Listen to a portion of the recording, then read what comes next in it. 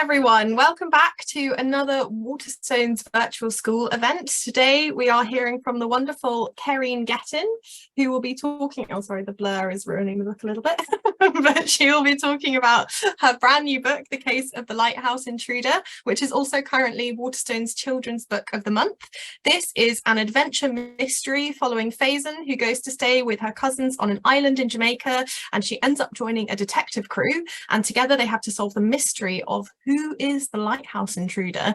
This is Kereen's fourth book and is an absolute treat. Today she'll be giving you a lovely presentation all about writing and ideas, and then answering your questions. So please, if any questions occur to you while Kereen is giving the presentation, pop them in the Q&A function or the chat, and we'll try to get to as many as we can at the end of the session.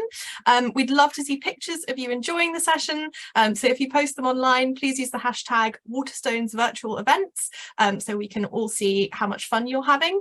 And a reminder that this session is being recorded, so if you miss any of it or you can't hear any of it, you'll be emailed a link to that at some point in the future. So without further ado, Kereen, over to you. Thank you so much. Hello, everyone. Yes, I'm Kereen Getten, and I'm the author of a new mystery series called The Island Crew Investigates.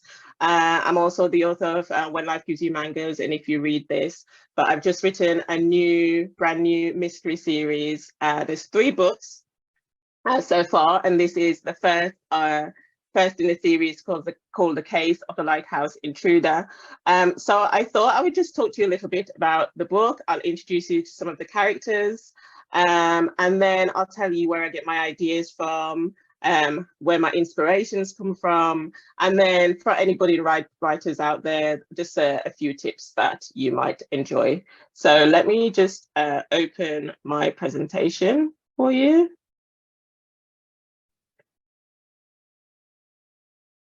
There we go. So, as Brian had said, the story is about Faison, 12-year-old Faison, who loves to read. Her dream is to become an FBI agent, so she's always playing make-believe games, pretending that she's an FBI agent, and that's how the story starts. The story starts with her make-believing that she's just done a case for as an FBI, and then she gets a really important call from her cousins, her rich cousins, who invite her to their holiday island. So her rich cousins go on this island every school holidays, and they have this gang of friends that Faison didn't know about, and they have this mystery that's going on the island, which they just can't solve. So they thought they would call Faison, who's a bookworm. She loves reading. They know that she's really smart, and if anyone can solve the mystery, then Faison can. So they invite her to the island. But when Faison gets there, it's more than just trying to solve mysteries. She's introduced to a group of friends that really don't get along. They're ruled by Tia, who's very bossy. Some of them want Tia to not run the gang anymore, but they're too scared to say. So when Faison comes along, they almost hope that Faison will take over in the group. So there's a lot of friendship drama in it as well. So let me introduce you to the crew. Let me introduce you to the island as well. So let me introduce you to the island first. This is Lighthouse Island. Hope you can see it. And this is the holiday island that the kids go on every school holidays. If you can see down at the bottom right, there's a pier, and then you can pretty much walk around the island in about 10-15 minutes. On the far right is a lighthouse, and that's where the first mystery happens. That's where they have the mysterious shadow that no one can figure out who it is or what's happening there. And then down below from the lighthouse is Thompson's house. And in the book, you hear a lot about Thompson. Thompson is a caretaker of the island. And he doesn't particularly like the kids getting in his way. They find him a bit of troublemakers. And He's always trying to get them to stay out of trouble. And then you'll see the kids' houses. So if you go back down to the pier down at the bottom right, and then you take the road up, there's the office on the left. And then straight above that is Ace's house. Ace is one of the boys in the group. They're all from wealthy families apart from Faison. So they all have big houses with swimming pools. If you carry on around to the left, there's Tia's house. Tia is the bossy one. She's the one that runs the group, and she doesn't want anyone to take over. So when Faison comes, she's not very happy about it, and she makes Faison's life as difficult as possible. And if you carry on around to the left, you see Gabby's house. Gabby is also part of the group.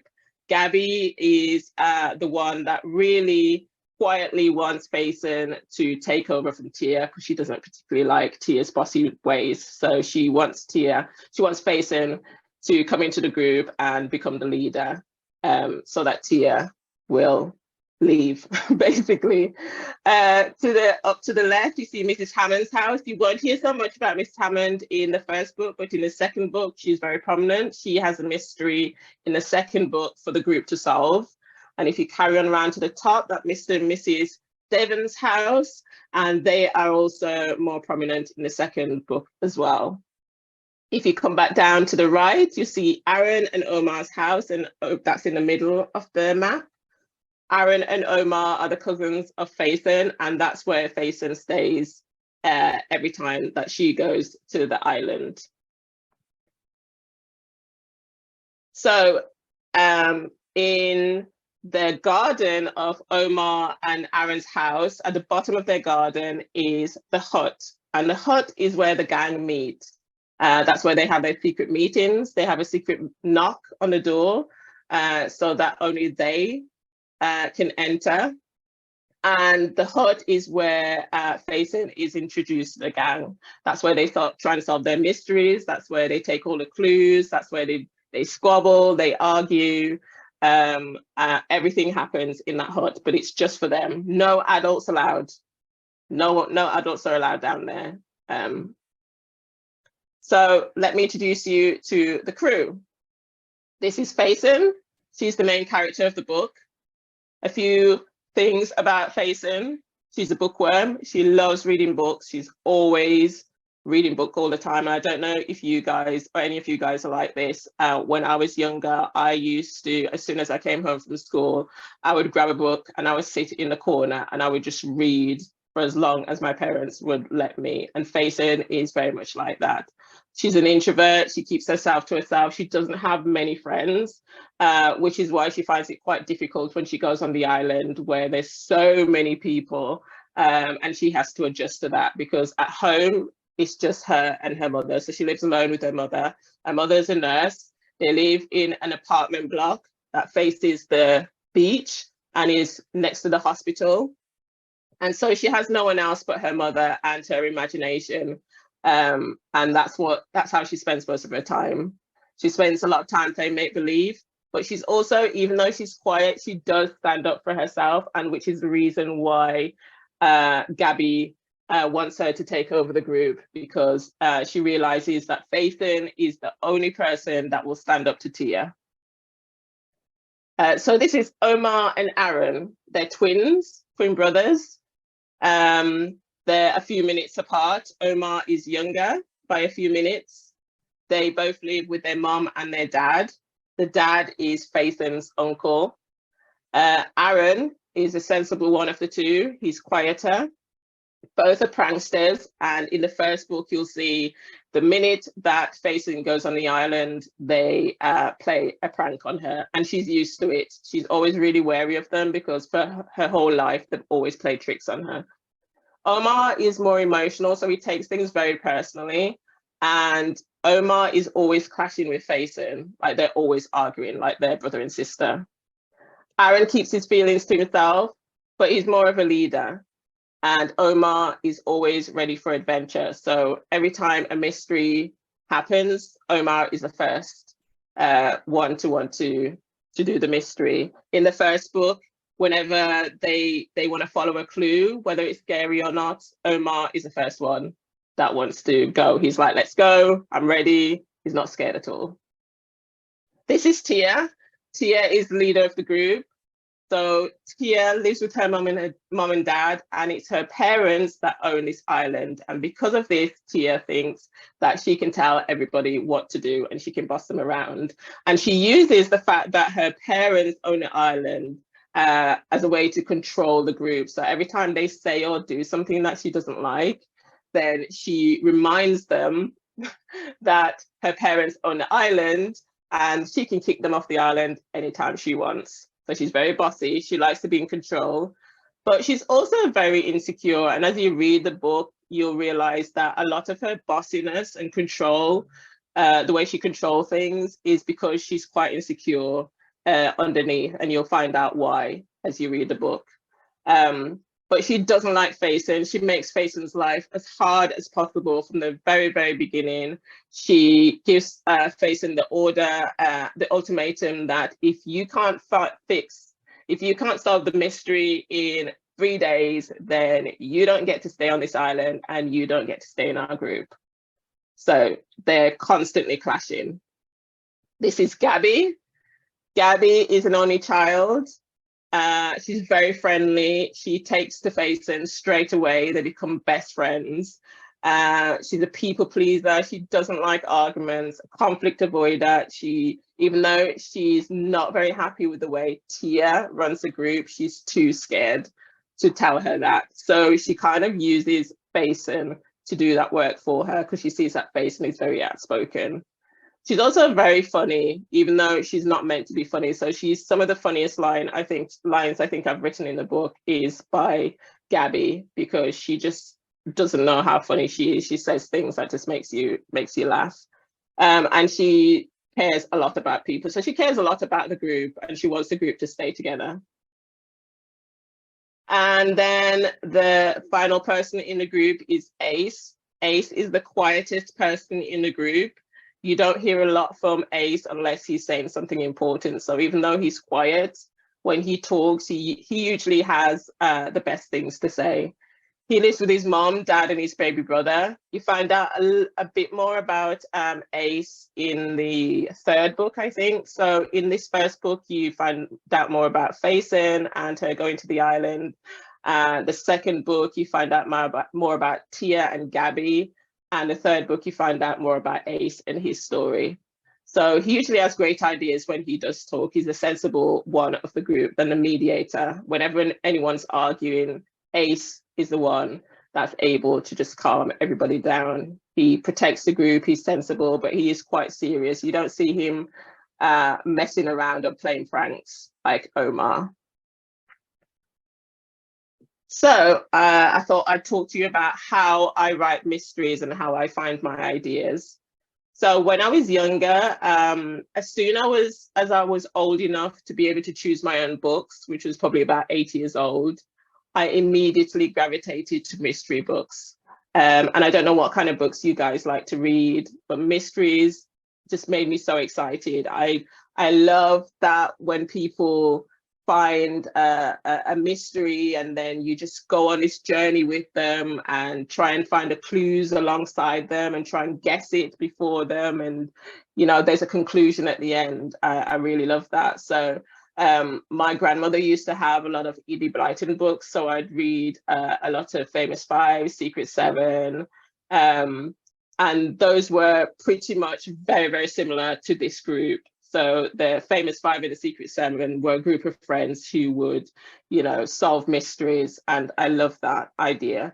But also I find ideas from everything around me. I find ideas from movies that I read, that I watch, from people, from places. Inspiration can come from anywhere. And so I write down a lot of my ideas. So if I'm walking around and I see something, like for instance, I go on hikes quite a lot. And if I see like a dog running towards a cow, and instantly I start thinking, oh, that could be a story. I don't know how, but let me just write that down. I write everything down because you never know whether it can turn into a story or not. So talking about how I get my ideas, I just wanted to talk to you a little bit about how I got the idea for my setting for this series. So as I said before, a lot of my ideas come from things I read, watch, and places I go. And all of my books particularly are inspired by where I was born, which was on the Caribbean island of Jamaica. So I particularly base my books there just because of the setting. I think it's such a beautiful setting. I don't know if anybody's been to Jamaica, but we have this wonderful setting of it. At the front, we have the beach, the white sand, and at the back in the hills, we have the mountains. We have the changing of weather. It can be, you know, really sunny and hot, and then it can instantly change, and there can be a storm. And I love using weather as a way to tell a story because I think it makes it quite atmospheric. So these are some of the photos I used to inspire the Island Cruise series. So I'm very visual when I write stories. So I use a lot of photos that I've taken, or if I don't have a particular photo that I've taken, then I go online and I find it on Google. So I knew that I wanted to write about an island. I'd come across a YouTube video talking about these small islands that were owned by Jamaica that I'd never heard about. And on one of these islands, the wealthy of Jamaica would visit, you know, like day trips on their boats, as you do. And I thought, just what a great idea that, you know, the wealthy of Jamaica would just, you know, go to this island for their holiday and nobody else was allowed on apart from them. So that's what inspired the story. And then on the left-hand side, you can see the lighthouse, and that is based in Negril, Jamaica. And a couple of years ago, I went to Negril and I saw that lighthouse, and that inspired me as well. I took a photo. That's not my photo, but I took a photo and I remembered it because in the back of my mind, I knew that it would be a great story. I just at the time didn't know what that story was. So like I said before, I write everything down. Every idea I have, I write down because you never know if it's going to become a story. And this one became the lighthouse story. So yeah, so I take photos of Google. You see that big house there. That was just to inspire me when I'm describing the houses in the book. Then I have something visual to see. And the boat down there, I actually took that photo that's in Portland, and the water really is that color. It's beautiful. So when I decide that I want to write a story, it's usually like I said, influenced by things that I've read. And this particular story was inspired by books that I've read. And I think it's great when you write things about things that you love, things that inspire you, because if you love what you write, then other people will love to read what you write as well. So it was years ago that I read Famous Five and Enid Blyton books. Like I couldn't even remember exactly what all the stories are. All I know, it was a group of kids that would go on an adventure. And this particular one, I think they go on an island. So these things stay with you, the things that you read. And they stayed with me for a long time. I just remember it just changed my life because I'd not long come from Jamaica to England. I didn't know anyone, and books were really my friend, just like Faison in the book, in the story, where books are her friend as well. So yeah, I was completely inspired by the stories that I read, and these were the certain books that inspired me to write this story. So when I first sit down to write a story, it usually starts different ways. Sometimes I have a character in my head straight away, and I start with that character. Sometimes I have a setting. Like for When Life Gives You Mangoes, I knew I wanted to write about my hometown. So that was my setting straight away. I had that in my head, and then I developed from that. Then I started to develop the characters from that. With this one, it was really a sentence that came to me just out of the blue. And the sentence was, Faison Mayer, the 12-year-old FBI agent, has been recruited yet again to save the world. I had no idea where that came from. I didn't know what it meant, but I thought that sounds like a story and I'm going to sit down and see where it takes me. Some people write off the top of their head, which I tend to do at first, and other people tend to outline their story. So they'll work out how the story starts, the middle of the story, the end of the story, and then they'll fill it in. I tend to write off the top of my head, whatever's in my head until there's nothing left, and then I stop and then I outline it. So this sentence came to me straight away and I sat down with that sentence. I wrote it in my book and then it went from there. The whole story developed from there. And interesting fact, that line has stayed exactly the same. As you see it in the book now, is exactly how I wrote it in my first draft. So if you're a budding writer and you love writing stories, just a few little advice for you. So when you first write your story, whatever that story is, if it's a mystery, it's an adventure, whatever it is, when you first write it, just write it for yourself. Don't write it for anybody else. So if you write it for yourself, then you're not thinking about what do people think of this? Will people like this? Are there any spelling mistakes? None of that matters in your first draft. Your first draft is just you putting down your ideas so you can make sense of it. And you can create a story from it. No one else should see that. That is just for you. And when you've written your first draft, get to know your characters. Find out who your characters are. I have a questionnaire that I use. And the questionnaire asks questions like, what's their name? How old are they? Do they have any brothers and sisters? Who do they live with? Do they live with their parents? Do they live with carers? Do they live with their grandparents? Where do they go to school? Do they like school? Do they not like school? If they like school, what are their favorite subjects? And I answer all these questions so I know my characters inside and out. And you don't have to ever write that in the book, but if you know your characters inside out, then when you write about them, the reader will know them as well as you do, because you'll write about them from a place of knowledge.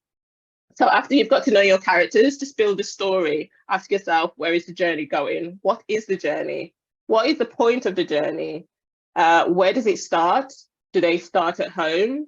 Do they start at school? Do they start on holiday? Where does the journey begin? Where's the journey going? And where does the journey end? And those can be really good pointers for you when you're writing this story. If you always ask yourself those questions when you're writing, that gives you a good flow, and then that gives you a beginning, middle, and end. Where does it start? Where is it going? Where does it end? And then ask yourself, why does your character need to go on this journey? Because the reader needs to care about this story. So just ask yourself, why do they need to go on this journey? Is it going to change their life? Do they need to save somebody? What is the point of this journey? And does this story need to be told? And then build your world around that. And you can do this in any order that you want to. Build your world, that the world that your characters in. For my stories, they usually is based on real settings. So it's based on Jamaica, which is a real place, but then I change things. So in this story, obviously there is a tiny island that exists, but nobody lives on it. So I just changed that. I took that fact and then I just added to it and I build that world. And then when you're writing each chapter, just make sure each chapter advances the story so that you're not like staying in the same place for 3 chapters, 4 chapters down. Just make sure each chapter they're still moving along on that journey. And then, yeah, just edit as much as possible. Just keep editing, keep changing, keep reading it over, seeing if it makes sense, see if you like it, see if the characters are growing, if they're still moving along on their journey, if they get into that journey. And then the hardest thing for me when I'm writing is to delete everything that's not important to the story. So I write a lot of things that I love that makes me chuckle, but when I read it back, it doesn't need to be there because it doesn't advance the story at all. I just enjoyed writing it. So I have to delete it, unfortunately. So yes, the final advice if you love writing is read a lot. because reading inspires you like it did me. All the books that I read when I was a child inspired me to be a writer. And all the stories I write now are inspired by books that I read when I was younger. And reading sort of just helps you find out what you love and what you love to read and what you love to write. So that's a good way to do it. And write as much as you can. It doesn't have to be stories that you're writing all the time, but what you're doing is you're sort of just practicing and learning how you write and what your writing voice is. So even if you write a diary, if you just write poetry, whatever it is, just keep writing and make as much mistakes as you can, because you're just learning. You're finding out about yourself. You're finding out about what you love and what you like, what you don't like. So it's fine to make mistakes. I've made so many mistakes I've made so many mistakes when I've been writing. So it's totally fine to do that. Everybody makes mistakes. Even very famous authors, they have made so many mistakes on their journey to being authors. And write what you love, because when you write what you love, then readers will see that on the book as well. And remember that your first draft is just for you. So you're writing it for yourself, for nobody else's eyes. It's for you only, just to find out what your story is and where your story is going. And just practice, practice, practice. And then hopefully one day I will see some of you in Waterstones bookstores. So yeah, these are the 3 books. So these are the covers for all 3 books. The first book is out now, The Case of the Lighthouse Intruder. The second book, which is coming out at the end of the year, is called The Case of the Haunted Wardrobe. This is in the wrong order. And the third book, which is coming out after that, is The Case of the Abandoned Boat. So I hope if you read it, you enjoy it. I had so much fun writing this series. And lucky for me, I just signed up to do a 4th book in the series. And I'm really looking forward to writing that as well. So I think now we're going to answer some questions. That's okay. Hello again. Thank you. Hello. Kereen. That was so fascinating and really good advice at the end for all budding writers. So we have some nice questions on the chat and then a couple questions that have been sent in advance. So Adelaide Primary asks, who is your favourite author right now? Oh, who is my favorite author? I tend to like stories more than a particular author. So I'm really into JP Rose right now, and she wrote a mystery called The Haunting of Tyrese Walker. Sorry, my mind went blank then. And yeah, and I really enjoyed that. So I'm really enjoying stories at the moment rather than a particular order, and just like exploring different stories that authors are writing. Amazing. So some questions from the chat. Freya Housen asks, have you ever visited one of the islands that you've written about? Not in this one, but I would love to actually go into this island and see what it's actually like. I think next time when I go back to Jamaica, I might take a visit over there with mangoes. And if you read this, that's in Jamaica. And yeah, I visit there quite regularly. And those places that are in the book, I go to them and I take photos. And especially if I'm still writing the story, I take photos, and so I can, look at it when I'm doing the descriptions. Perfect. Hannah Linor asks, who was your favourite character in this book and why? Oh, that's a good question. I think it's a toss-up, but I think maybe Faison is my favourite. She's the main character, but I think because I relate to Faison so much, when I was her age, I was obsessed with books. I would lock myself away and read for as long as humanly possible before I was told off. And also, Faison, keeps herself to herself. She doesn't have a great group of friends, and I was pretty much the same as well. It was just her and her mother. It was me, my mom, and my sister, but we have pretty similar background. So I think I relate to her a lot, and especially when she goes into a group of people and is just so overwhelmed by it all. And I love that journey for her. Amazing.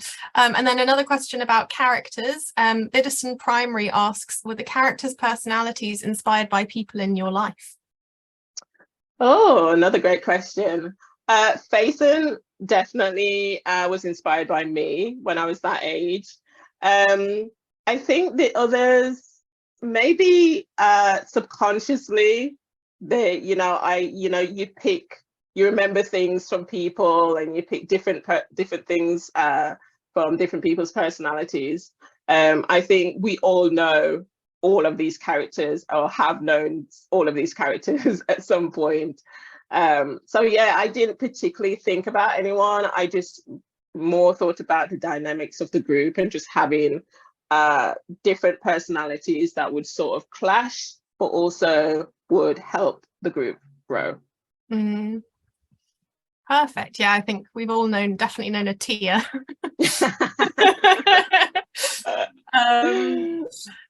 Rachel Turvey asks, what age did you start writing books? Oh, so I started writing as soon as I started reading for myself. And I know that's so cliche because probably every author says that, but it's so true. When I started reading books, I was just so inspired by it. When I started choosing books for myself, I was just so inspired by the writing and just being taken into these worlds that just was so realistic and felt so real and just such escapism. But I think I pretty much put down the book that I was reading at the time, got a pen and paper, and started to write there and then. So yeah, I've been writing ever since. Amazing. And I guess on that, Hannah Linor asks, what was the first book you ever wrote? Oh, do we want to talk about that? I I think the first book I wrote was about talking cutlery.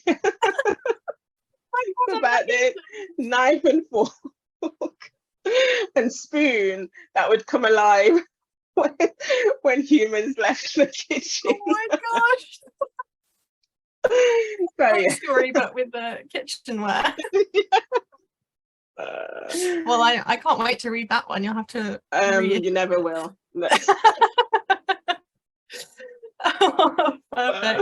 Another question from Biddiston Primary, who asks, how long does it take you to write a book? Good question. It really varies. This one, it was quite quick, and I wrote all 3 books back to back. So I think I started the first one in December, maybe 4 months, I think it took. And if you read this, took a lot longer because it was we're still going through a pandemic, and there was, a lot of life happening, and that took quite long. I think that probably took about 6 months. Mangoes was just ridiculously quick and took 6 weeks, but I think that's because I already had the story. I'd written the first chapter about 5 years previously. I knew what I wanted to write about. I knew I wanted to write about home. I just didn't know where the story was going. And when I sat down to actually write the story, it all just came pretty quickly. Amazing. A question from Peter Upson asks, what do you do if you struggle for ideas? Do you ask family and friends for help? Really good question. When I struggle with ideas, I just step away from it and I take a break. I go for a walk. I do what I enjoy, and I completely shut my mind off from it. I find that when I give myself a break from it and I don't think about it, then when I go back, with a fresh eyes, and things tend to happen when I come back. If it doesn't, then I just look for inspiration and ideas. I go back to books that I really were inspired by. I watch movies. Sometimes I'm just mindlessly watching a movie and a scene comes in and I'm like, that. that. Thank And then I'll you. sit down and Okay. start. Yeah, thank you very much. So yeah, wherever you can get your ideas, if asking friends and family helps you, yeah, do that. Whatever helps you. Fabulous. We have a few questions about, I think, what you said on editing as well. So Freya from the Ipswich High School asks, how many edits do you have to make before a book is ready to be sent to print? Good question. So when I'm writing it before it goes, so the process is I write the story, and then because I have a publisher, then we have editors look at it. And then another editor will look at it, maybe 2-3 editors look over it. It all depends on how formed and completed the story is when I send it to them. So if I've edited it enough and the structure is working, the story is working, the characters are working, then it could probably take maybe 2-3 edits. If the editors look at it and things are not working, structure's not working, characters maybe are not advancing, not growing, then that could take a lot longer. So it all depends on where your story is when you send it to your editors, or if you don't have an editor or you don't have a publisher. If you don't have any of those and you want to send it off, then my advice is just keep editing until you think there is just nothing more you can do with a story. Like if you do anything else, then it will ruin it. And just be just be rough with when you're doing your editing, and just take your heart out of the situation. Instead of thinking, I really love this, I'm going to keep it in, just think, does this work? Is this advancing my story? Is this making my story better? Or do I just love that, they're on a beach, with ice cream and it just sounds great? Like, you just got to ask yourself the tough questions and take out anything that's not good for the story. I know that some writers have like a separate document that they put things that they've cut, and then it actually comes back in another book. Is that something that you've done? That's a really good point. Yeah, I never when I cut things from my story, I never get rid of it. I always put it in a separate document, just because when I'm editing, I might think, oh, this can go somewhere else in the story, or this might be a completely different story. So I have so many documents of stuff that I've taken out of stories, and I've just kept, because you just never know. And the worst thing is that you delete it forever and you think, oh, I could really use that right now. But so yeah, I don't delete anything. Amazing. Where is the question that I wanted to find? I'll find it in a second.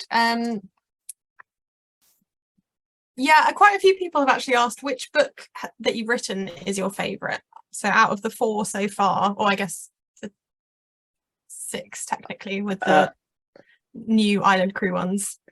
Yeah. I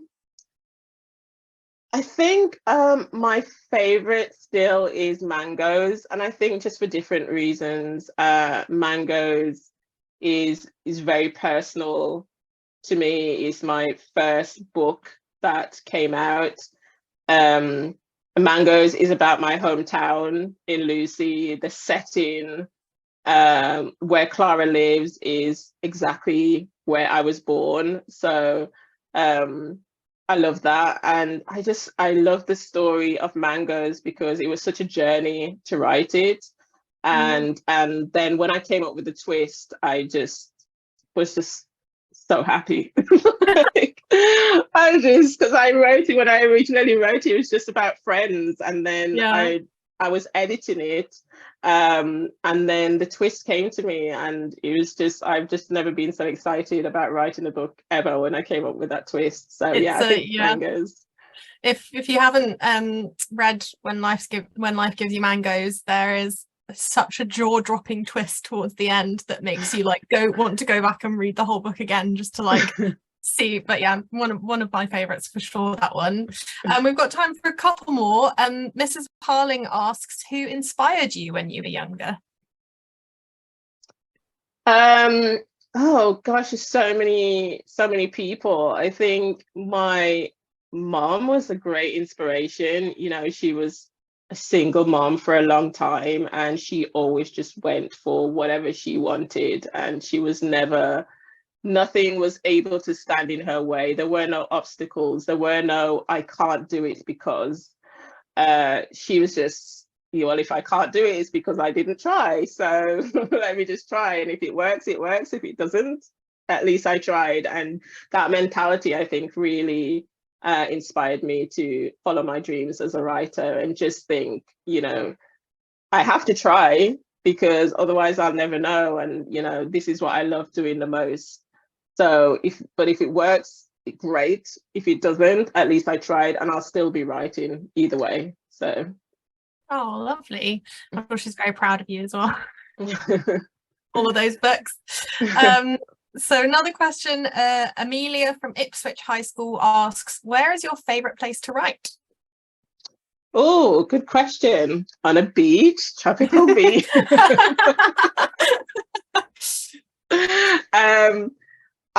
Funnily enough, I have a desk, but I never use it. Something about sitting at a desk just is a lot of pressure for me to create. And I think I'm sitting here, I've got to create something, and then I just think, no, I can't create. And then I just get up and do something else. So I normally write in bed. So I'll just sit in bed. I think something about sitting in bed is there's no pressure. I'm just sitting here relaxing. And so the ideas are able to come a lot more easier than if I sat at a desk and said, you know, now ideas, where are you? It doesn't actually work like that for me. I know some people need that structure, but for me, it just intimidates me and I can't come up with anything. So yeah, in my bed every time. Excellent. We've got a question about the design of the book from Saxon Way Primary, who asks who designs your front covers of your books. And I think the Alan Crew series has such an iconic cover already, so it'd be interesting to hear a little bit about that. Yeah, so the illustrator is a fabulous Leah Jordan.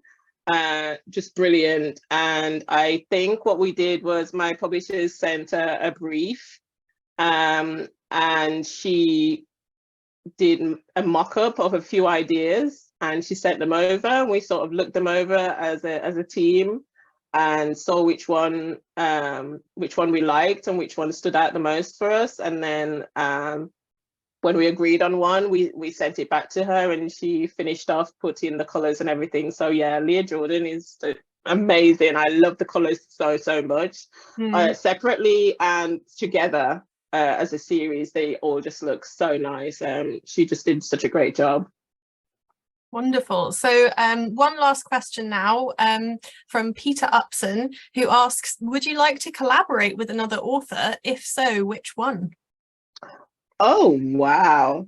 That's such an interesting question. So I've done a few collaborations. I've done like short stories before. If I was to collaborate with another author, I would love to collaborate with Angie Thomas. Like, she's my hero. She's literally my hero. It was because of Angie, like when her first book came out, I was like, oh, so people like me can have books out there. And it just set off something in me where I was just so inspired by her and her story. And, you know, I just gave me the courage to put my work out there. So yeah, that would be a dream. I think you guys could do a good collaboration together. Oh, let's put it out there in the universe. Yeah, let's manifest it. Yeah. Well, thank you so much, Kereen, for answering all those questions, and thank you to everyone else for sending such amazing questions. Just a reminder that if you want to share any pictures of enjoying this session, use the hashtag Waterstones virtual events, and you can find The Case of the Lighthouse Intruder and Kereen's other books at all Waterstones. So if you haven't read any of them yet, I would highly recommend picking them up. And this session has been recorded, so if you missed any of it, you can always revisit it. That's all from me. Enjoy the rest of your day, and thank you once again to Kereen. Thank you everyone. Bye. Bye.